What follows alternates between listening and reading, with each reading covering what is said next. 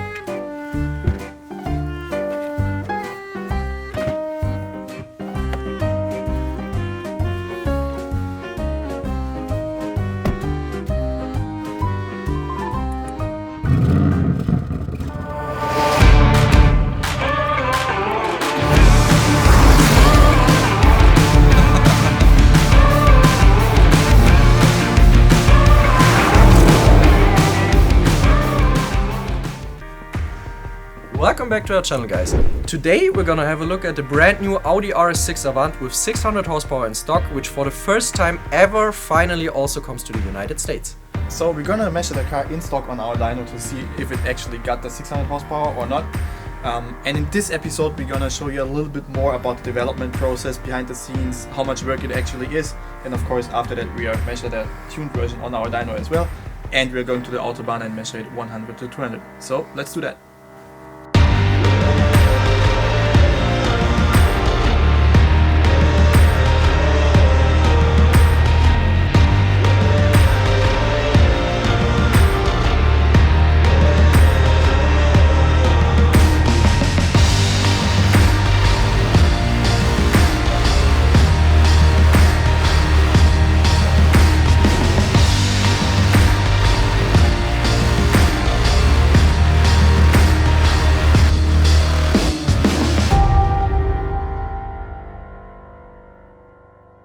Oh boy, the new 21 RS6 C8 is an absolute beauty, isn't it?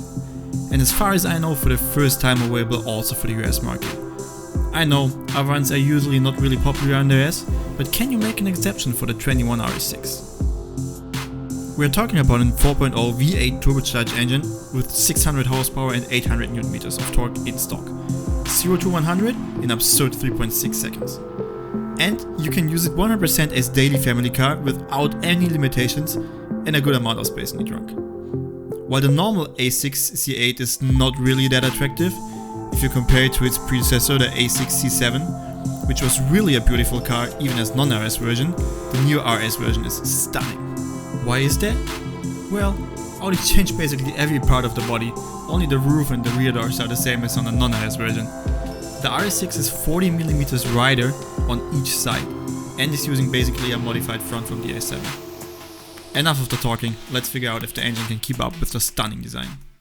Guys, I have to say it again, another week, another V8. This time we are sitting in the new RS6 4.0T V8, as I mentioned already. For me, and I think for a lot of other Europeans at least, this is very interesting because the RS6 still is kind of the prototype fast family car. For you guys in the US, it might be a little bit different so far because you never got the RS6. But now you get it, so it might be interesting for you too. So, car is completely stock, let's see how it behaves. car pulls really nice, engine is great, handling is okay. I would like the steering to be a little bit more direct, to be honest. Yeah, it's a fast family car. No, you'd have to say, engine-wise, you can tell pretty clearly that there is some resemblance to, for example, the Urus engine, because basically it's the same engine base, and so it behaves pretty similar. Brakes are really good, but we do have the ceramic brakes here on that car, so that helps. But I mean, the car is not a light ride, right? So we are talking about around 2.2 to 2.3 tons. And yes, we are still sitting in an A6. However, what's really impressive, especially compared to its predecessor, is the turn-in behavior. You really don't feel anymore that this is a huge car. So guys, I think enough of the stock review. Let's move over to the dyno and see how much power we got out of that car and see how it transfers it.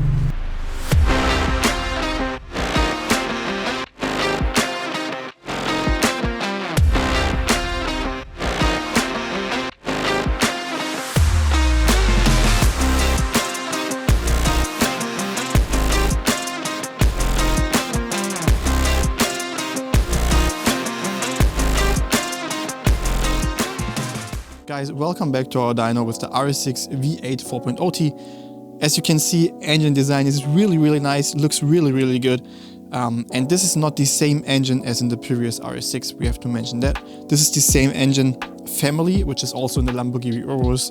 Porsche is using that engine, and of course in the RS8 it is also the same engine family. So that is not the same engine as in the previous RS6. It's completely modified. Completely new to meet the latest emission standards and requirements. So I would say let's walk over to the screen to check how much the car actually got in stock. As you can see here, 680 horsepower in stock. Original figure claimed by Audi is 600, so pretty much on point. 823 Newton-meters of torque in stock, original claimed figure by Audi 800. So the car is pretty much on point. As mentioned in the intro, we're gonna show you a little bit more about the development process behind the scenes and so on. So I would say let's walk over to my desk so I can show you more about logs and so on. So we're gonna see us there. So guys, as promised, a little bit more information about the development process. First, I have to mention that this is not the first RS6 we are doing. We had the chance to develop the product together with Awesome GTI, our reseller in the UK. They have a really stunning looking RS6 as show car. Check that out, by the way, and huge thanks to them. You might wonder how we did that, because we are actually not allowed to travel due to obvious reasons. We do have a tool which we call Service Tool. Some of our resellers do have that, so they're able to perform data logs with that tool, which is really awesome, as we can basically develop the product together with our resellers all over the world without the necessity to be there, right? Which is really cool. So they are connecting the tool to the car, logging the car on the dyno and on the street, send us over the logs, we check them out, we are writing the first software version, send it to them again so they can test it, do logs again. Then we can improve the file, send it over to them again, improve it again, and so on. So that's a back and forth process. So we are looking at really a lot values in the development, as you can see here, stuff like obvious stuff like ignition timing, fuel pressure, low, high, exhaust gas temperatures, and so on. In stock and with each software version we are doing. So we are logging the car in stock, writing the first software, checking all the values, then we're gonna write the next software, checking all the values again, and then we improve the software from there. For the RS6, even though this is the same engine family as I mentioned before that, as on the Lamborghini Urus, Porsche, and in the whole VAG group, basically took us 6 tries to get the software right for the RS6. To basically adapt it to the RS6. So in the final result, we're gonna show you the final result later in the dyno. There is no timing angle retardation on each cylinder whatsoever, so that's really perfect.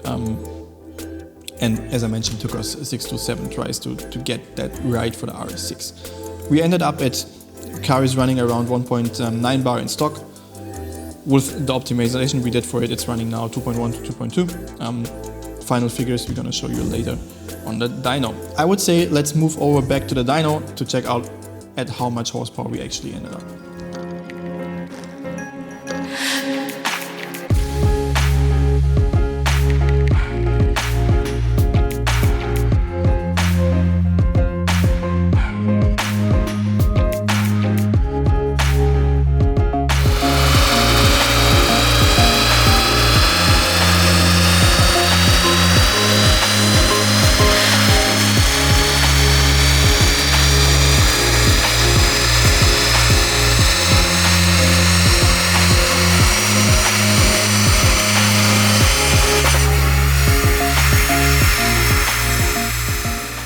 So guys, after all the work we spent on that engine to get everything right, as you saw just now, we ended up at 682 horsepower and 944 Newton meters of torque, which is a really awesome improvement over stock.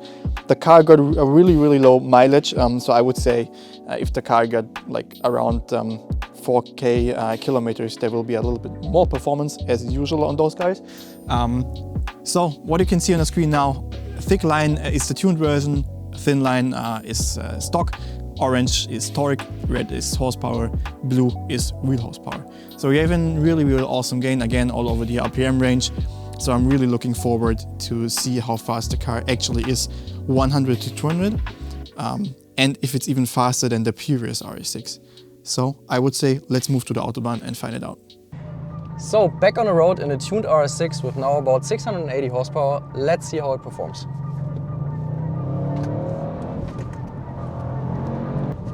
Guys, so now with the tune activated, we are looking at around 680 horsepower or something, 950 Newton meters of torque around that area, and you can definitely feel that the car is much more aggressive. Yeah, you can definitely feel it. It's just crazy. I mean, the difference between stock and tuned also feels a little bit similar to what you would experience in the Urus, since it's the same engine family, even though of course they are not on the same performance level, neither stock or tuned. But the behavior where the engine really performs better in high ref ranges and stuff, this is just very similar, and it's very satisfying. It really helps like to make the performance to weight ratio a lot better. I mean, the crazy thing is, basically this is also a very big and heavy car, but it still feels weird since it's a family car and it's an estate car. So it always feels this special kind of wrong if you have performance like that in a family car like this. Of course we have to go on the Autobahn to see how it actually behaves 100 to 200, how the times will look like. And if it's even faster than the previous one, because the previous one was actually quite good tunable. So the previous RS6 could go up pretty easily to 700 horsepower, even a little bit more, without any hardware modifications. Now we're looking here at 682 horsepower and 944 Newton meters of torque. So I'm really curious if the new one is actually faster than the old one. And this combined with the looks, I'm a huge fan of what Audi has done here.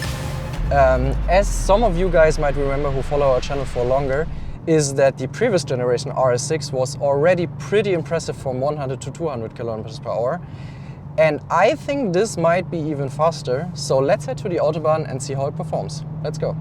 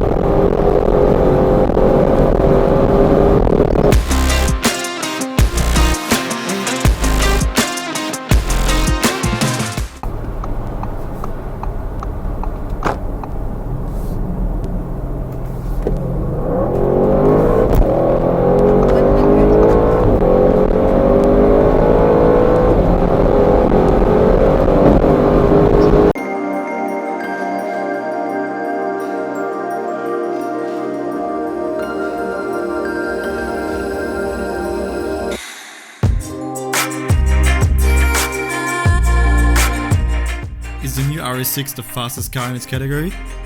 Absolutely not. Even its predecessor is slightly faster, 100-200. You might wonder why? Well, the latest RS6 is not particularly lightweight with around 2.2 tons depending on the spec. However, the design, exterior and interior is awesome. And if you're looking for a powerful daily family car, the 21 RS6 is one of the best options you can get. Folks, we really hope you enjoyed our content. If that is the case, feel free to leave us a thumbs up or a comment. If you have any questions or wishes for the next episode, like even more information about the development process or anything else, please use the comment section below. Thanks.